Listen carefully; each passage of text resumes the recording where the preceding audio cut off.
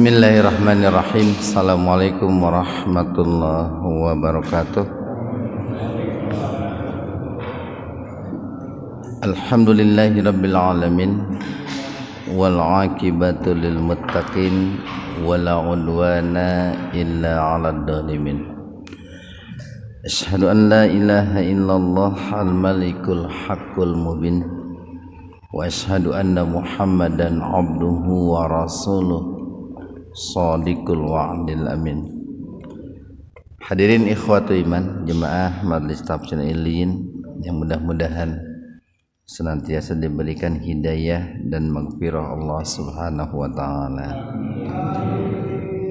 Alhamdulillah, kajian tafsir di Majelis Tafsir Illiyin pada kesempatan ini membahas surat At-Taubah ayat 77. At-Taubah ayat 77 halaman 199. Dan ini masih berbicara tentang seputar orang-orang munafik. Di ayat 77 ini Allah Subhanahu wa taala berfirman, fa'aqabahum. Ini fa-nya ini merupakan fa sababiyah itu. Jadi fa sababiyah itu adalah fa yang menunjukkan adanya sebab akibat gitu. Jadi di mana penyebabnya itu gitu. Itu ada di ayat-ayat sebelumnya. Katakanlah di ayat 75 tuh, bahwa mereka itu kalau berjanji kepada Allah, jika Allah itu memberikan karunia kepada kami, memberikan nikmat, memberikan keutamaan kepada kami, maka kami itu akan senantiasa bersedekah. Bahkan kami itu akan menjadi orang-orang yang soleh. Itu adalah janji mereka yang mereka ikrarkan kepada Allah Subhanahu wa taala. Tetapi ketika Allah mengabulkan apa yang mereka inginkan gitu, merubah mereka yang tadinya miskin menjadi kaya gitu, yang tadinya sakit menjadi sehat, tiba-tiba mereka itu berpaling dan mengingkari janjinya.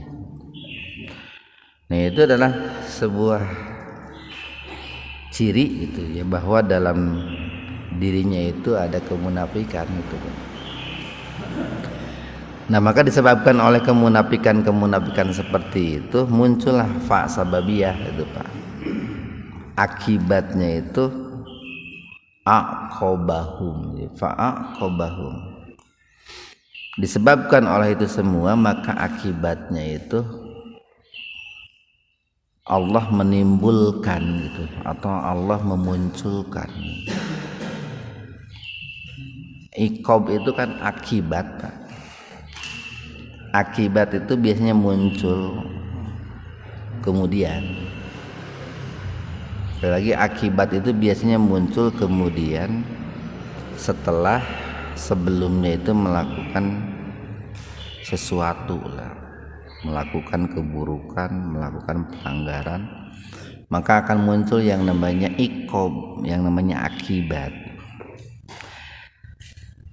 Nah, apa yang dimunculkan oleh Allah itu nifaqan, itu penyakit nifaq, penyakit kemunafikan itu.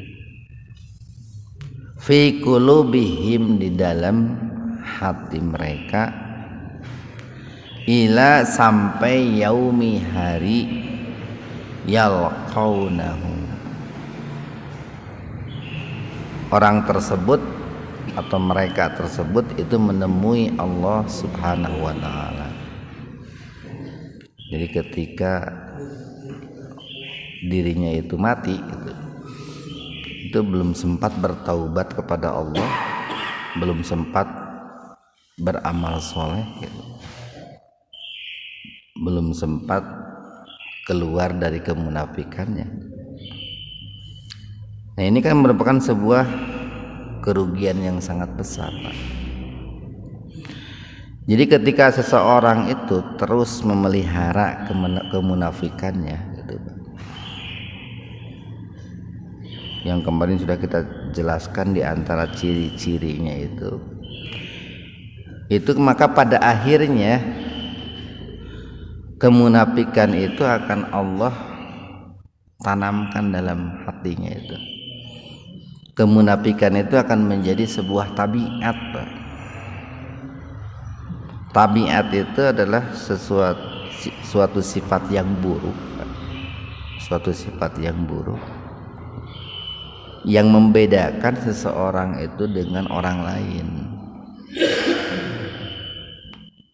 Jadi ketika ada orang umpamanya selalu menghina Islam karena selalu, maka itu sudah merupakan tabiat. Eta mages tabiat si eta kitu. Lamun disebut karakter kan kesannya positif, Pak, itu. Jadi sudah menjadi tabiat gitu. Sehingga dikarenakan sudah menjadi sebuah tabiat, itu sulit untuk keluarnya, itu sulit. Dan lebih parahnya ini di sini Allah mengatakan hal itu berlangsung sampai dirinya menemui Allah Subhanahu wa taala, menemui ajalnya. Jadi tidak diberikan kesempatan oleh Allah untuk bertaubat, untuk beristighfar, untuk beramal saleh. Bima, disebabkan, ini muncul lagi nih penyebab. Jadi sebelumnya sudah disampaikan beberapa sebab yang menjadikan mereka itu ditancapkan kemunafikan oleh Allah dalam hatinya. Ini Allah munculkan lagi sebab-sebabnya ini. Ini dalam rangka memperkuat apa yang menjadi penyebab seseorang itu dikatakan orang munafik.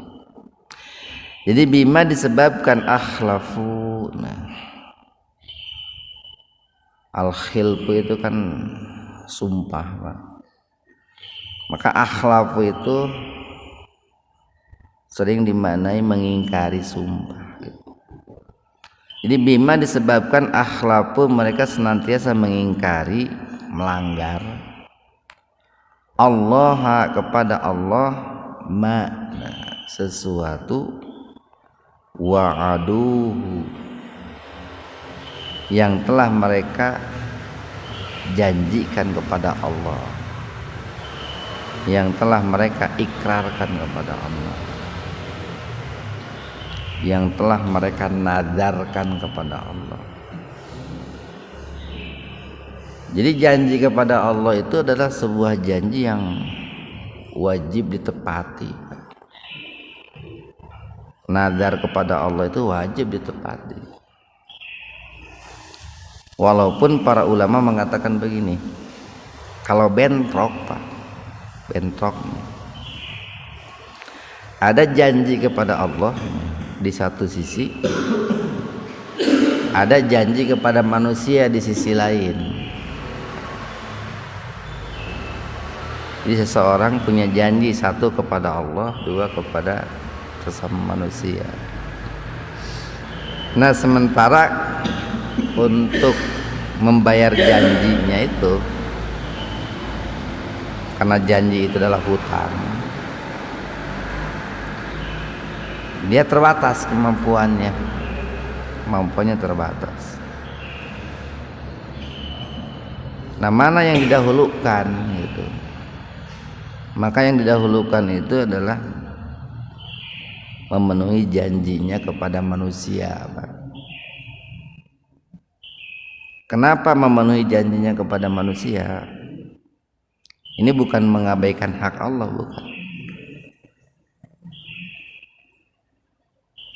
Untuk janji kepada Allah nanti perhitungannya dengan Allah di yaumul akhir.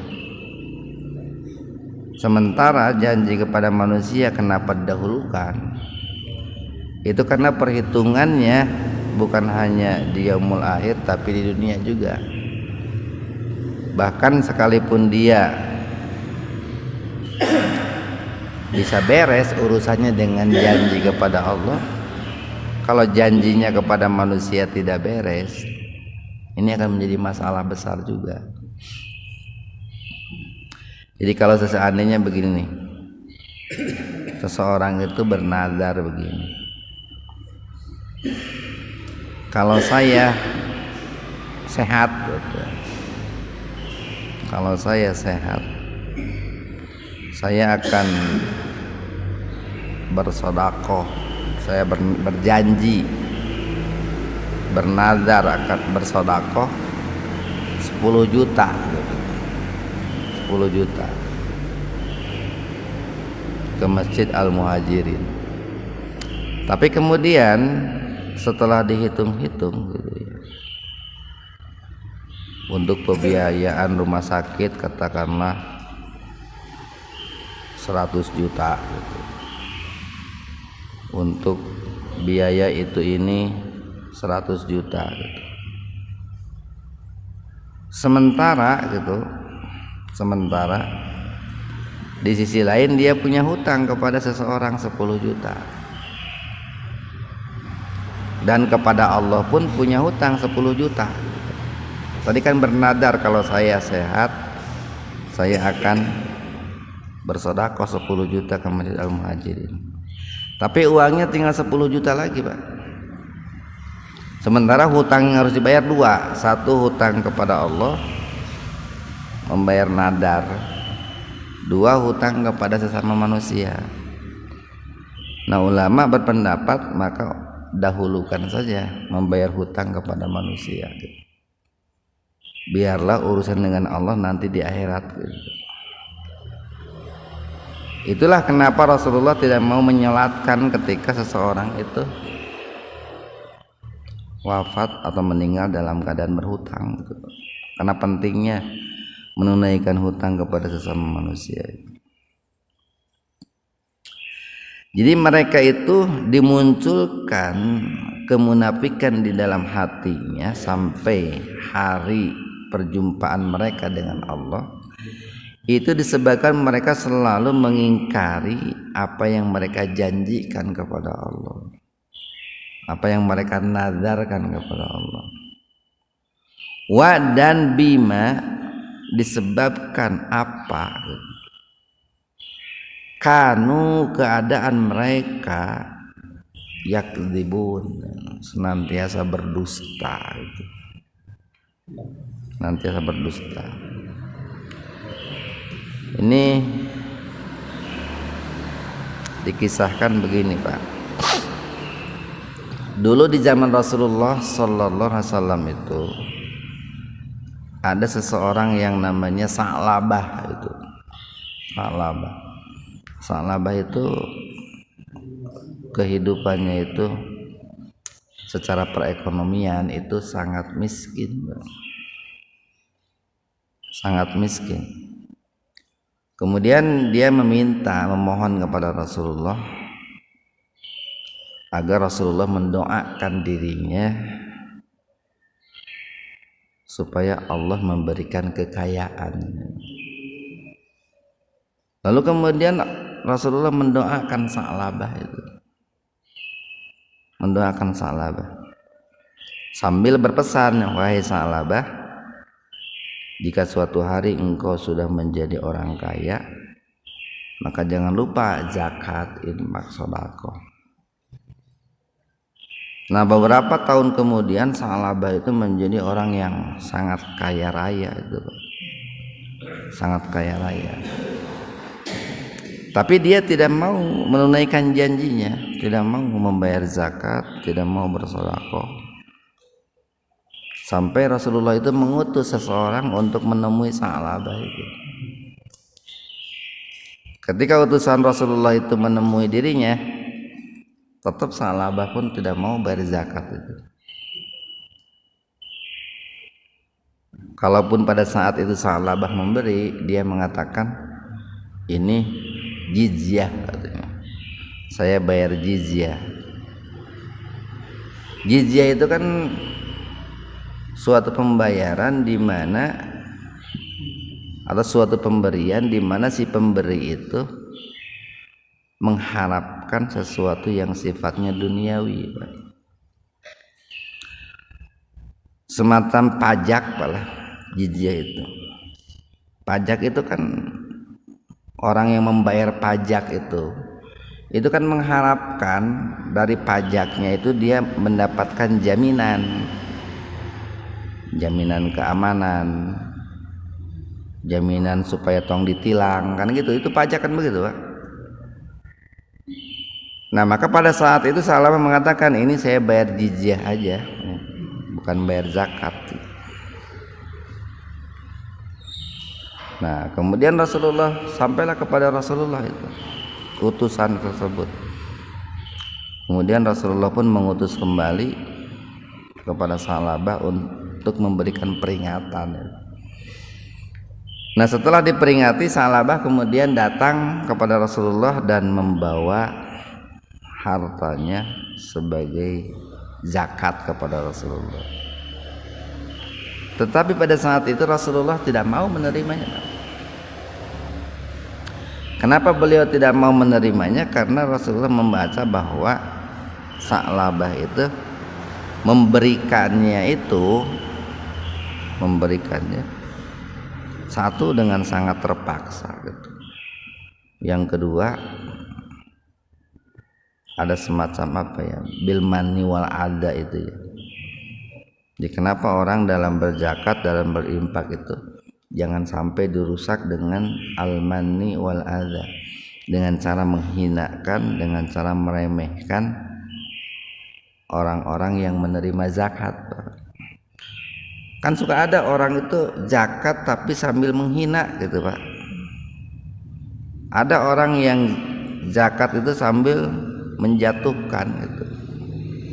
Pernah ada juga ke Muhajirin dulu, nggak tamu dari mana, mau bayar zakat fitrah katanya orang itu. Dia mengatakan saya dari KPK katanya. Wah, pokoknya ngomongnya tinggi aja gitu. Ada lebihnya 15.000. Ini untuk orang-orang di sini aja lah katanya. Kata 15.000 menipolontong bisa. Jadi kelihatan tuh orang itu ketika membayar zakat infak itu tapi sambil menjatuhkan gitu, sambil menjatuhkan. Nah, waktu itu pun Sa'labah seperti itu. Maka zakatnya itu tidak diterima oleh Rasulullah sallallahu alaihi wasallam. Kemudian di masa Abu Bakar pun Sa'labah itu kembali ingin membayar zakat. Tapi lagi-lagi oleh Abu Bakar pun tidak diterima. Di masa Umar bin Khattab pun kembali ingin bayar zakat, tapi oleh Umar bin Khattab pun tidak diterima, Pak. Nah, itu dulu Rasulullah dan para sahabat itu begitu selektif, Pak, begitu selektif dalam menerima yang namanya zakat, yang menerima infak, yang menerima sedekah. Kenapa? Karena nanti ada apa ya? Seringkali orang bayar zakat, infak, sedekah itu ada kepentingan dirinya, biasanya yang sifatnya duniawi, dan akan menjadi terikat, Pak. Akan menjadi terikat dengan kepentingan dirinya. Kita lanjutkan nih. Alam tidaklah ya'lamu, Allah itu maha mengetahui. Alam ya'lamu, tidaklah mereka mengetahui itu. Anna, bahwasanya Allah ya'lamu, maha mengetahui sirrahum. Sirrun itu ini rahasia atau apa yang tersembunyi. nikah siri ini. Nikah siri itu nikah susulumputan. Biasanya hanapeun kebon awi gitu. Sisi hulu cai eta nikah siri. Jadi tidaklah mereka itu mengetahui bahwasanya Allah itu mengetahui sirrahum, apa yang mereka sembunyikan, wa najwahum, dan apa yang mereka bisikkan gitu. An-najwa itu berbisik-bisik. Karena pada saat itu ketika mereka itu membayar zakat kepada Rasulullah, dalam arti kepada Rasulullah itu bukan Rasulullah yang yang memanfaatkan uang zakat, bukan. Kan Rasulullah beserta keluarganya tidak boleh memakan uang zakat, tidak boleh. Haram untuk Rasulullah dan keluarganya untuk memakan uang zakat. Boleh itu menerima hibah, menerima hadiah boleh, hibah boleh. Tapi Rasulullah dan keluarganya dilarang atau diharamkan oleh Allah untuk memakan zakat. Kenapa? Karena zakat itu kan kotoran orang kaya gitu, Pak. Kenapa disebut kotoran orang kaya? Barangkali orang kaya ketika mendapatkan hartanya itu ada pelanggaran-pelanggaran, Pak. Mungkin melalaikan perintah Allah. Jadi saking sibuk nagawe gitu, sampai-sampai mungkin perintah Allah dilalaikan. Atau mungkin ada kecurangan, yang mungkin kecurangan itu sendiri tidak disadari oleh orang kaya itu. Nah, untuk membersihkan kotoran-kotoran itu maka bayarlah dia zakat itu, Pak. Nah, dikarenakan kotoran maka Rasulullah dan para sahabatnya diharamkan oleh Allah menerima zakat.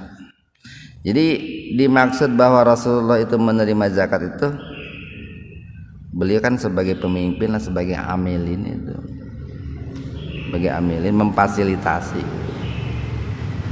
Nah, tetapi Rasulullah tidak mau menerimanya gitu, tidak mau menerimanya. Kenapa? Karena tadi mereka berzakat itu dengan motif yang lain, dengan tujuan yang lain, dengan cara yang tidak semestinya. Nah, mereka merasa bahwa keburukan yang mereka sembunyikan dalam hatinya, bisik-bisik yang mereka bisikkan di belakang Rasulullah itu tidak ada yang mengetahui gitu. Merasa begitu.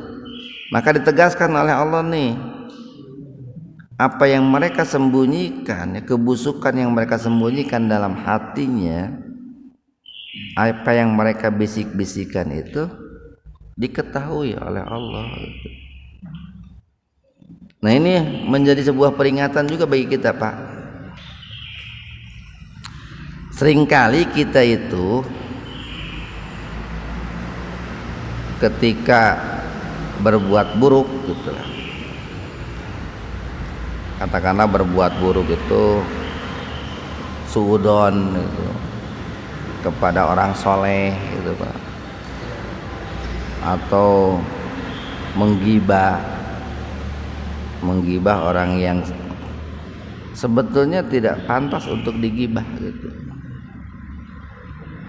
Nah, seringkali manusia itu merasa bahwa dirinya menggibah orang tersebut tidak diketahui gitu.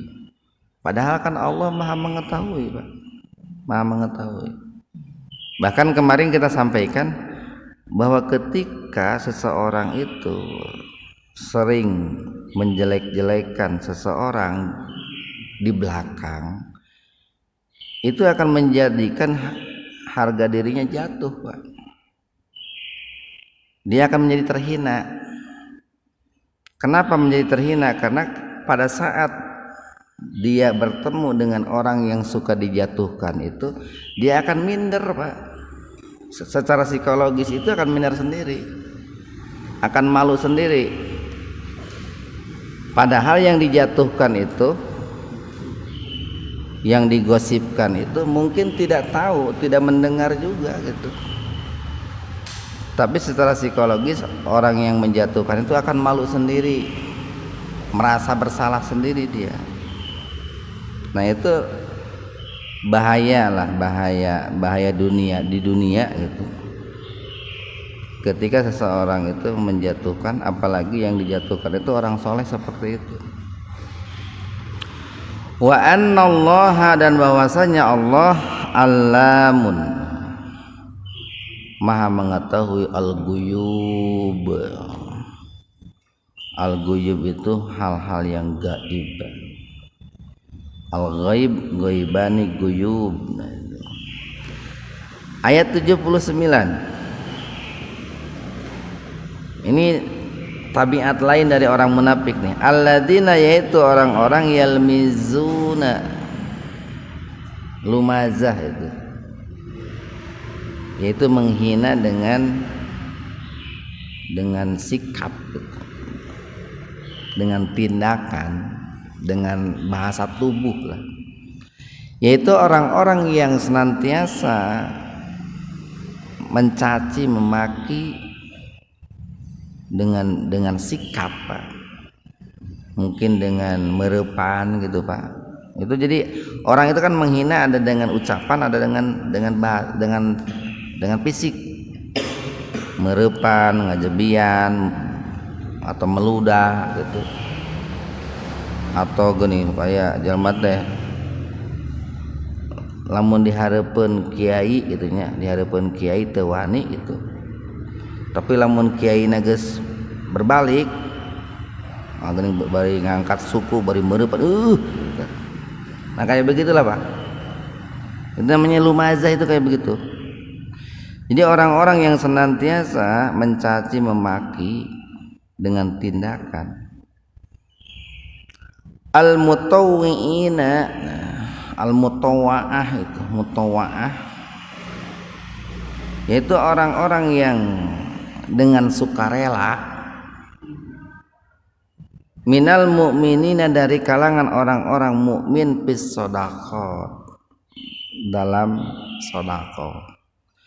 Maksudnya begini, jadi di antara tabiat orang munafik itu adalah orang yang ketika ada seorang mukmin, dia berzakat, berinfak, bersedekah dengan jumlah yang besar, muncul tuh dalam hatinya itu, merasa dirinya itu tersaingi gitu, merasa dirinya tersisihkan. Kemudian dia mengatakan, si eta mah pamer we cenah gitu, hayang ketempo ku batur, hayang kedengar ku batur gitu. Itu kalau melihat ada orang mukmin yang berzakat itu begitu. Begitu pula sebaliknya, dia senantiasa, atau orang tersebut senantiasa mencaci, memaki, mencela alladzina nih, walladzina, dan orang-orang la yajiduna, la tidak yajiduna, mendapatkan, maksudnya tidak mendapatkan harta, illa, melainkan juhdahum, sesuai kemampuan mereka.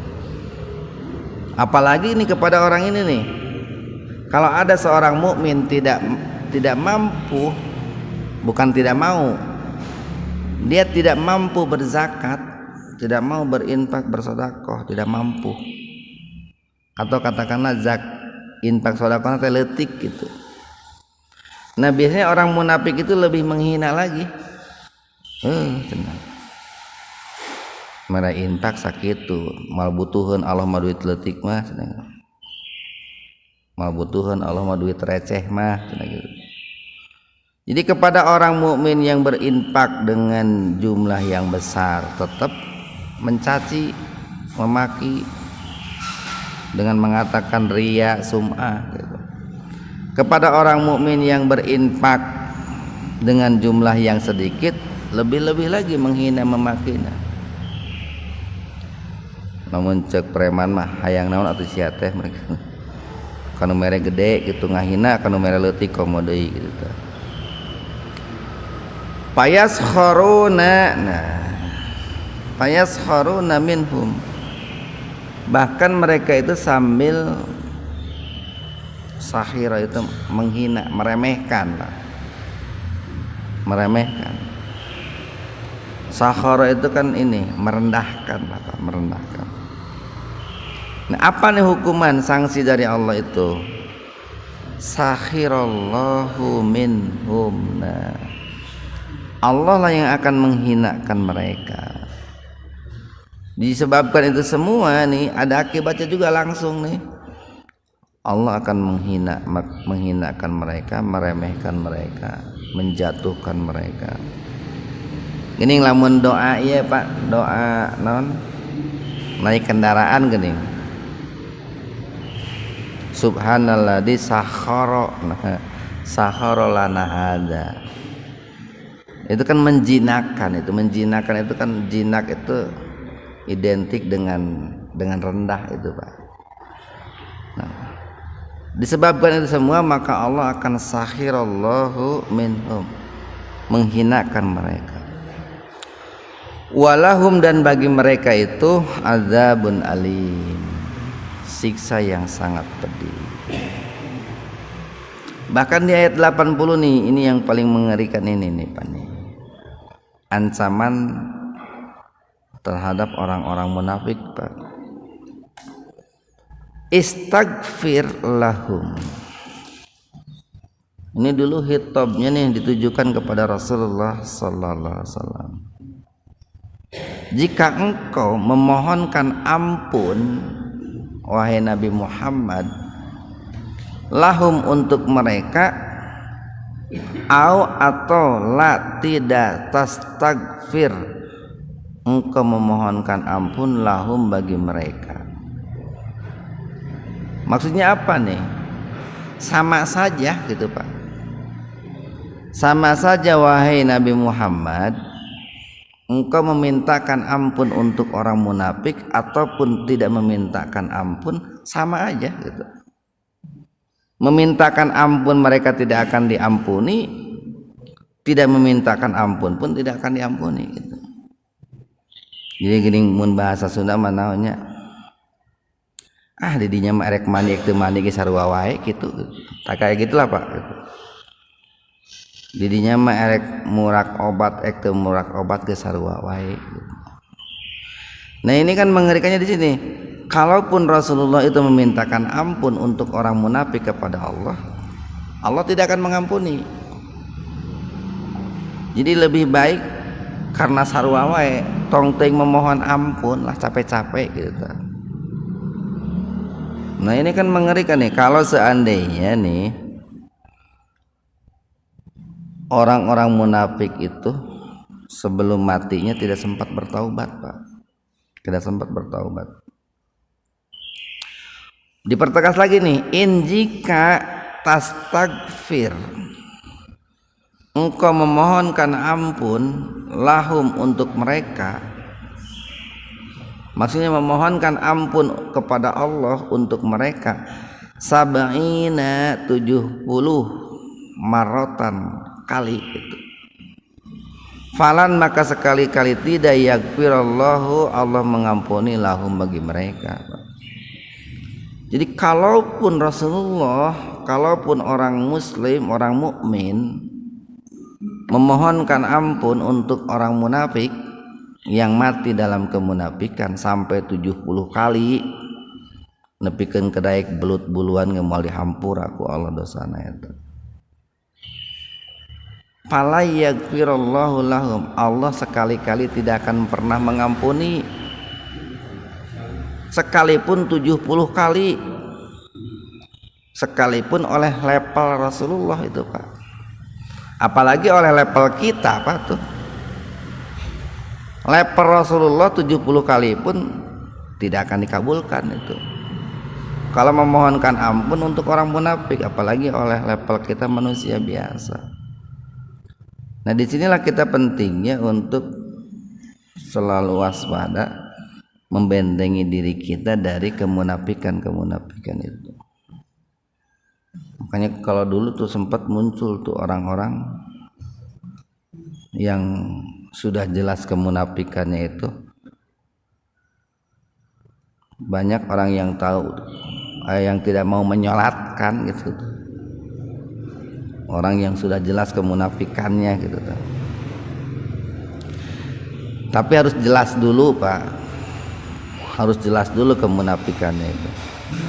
Ya indikator jelas itu banyak lah. Mungkin kemunafikan yang dia lakukan kemunafikan yang sangat besar gitu Pak. Dampak buruknya sangat besar terhadap Islam, terhadap umat Islam. Kemudian yang kedua, kemunafikannya dilakukan berkali-kali terus menerus gitu.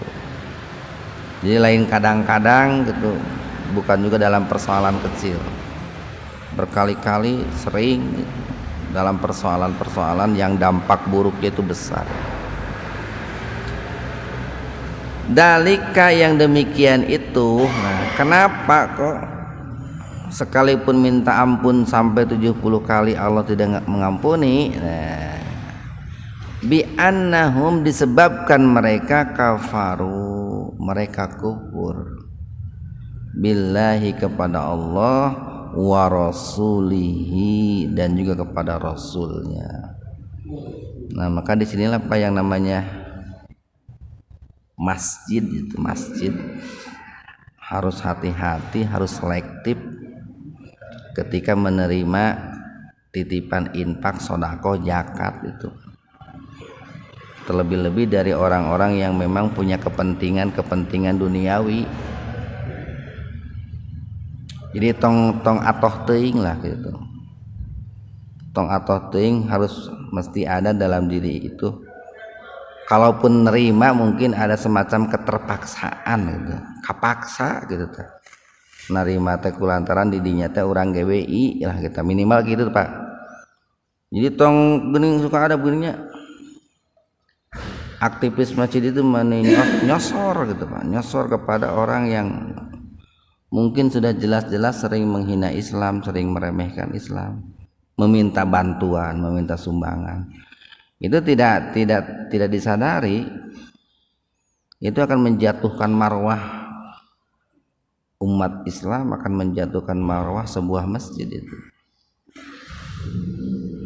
Wallahu dan Allah itu la yahdi, nah, tidak akan memberikan petunjuk, tidak akan memberikan hidayah al qaumal fasikin, kepada orang-orang fasik, kepada orang-orang munafik. Mudah-mudahan ada manfaatnya untuk kita semua. Subhanakallahumma wa bihamdika asyhadu an la ilaha illa anta astaghfiruka wa atubu ilaik. Assalamualaikum warahmatullahi wabarakatuh.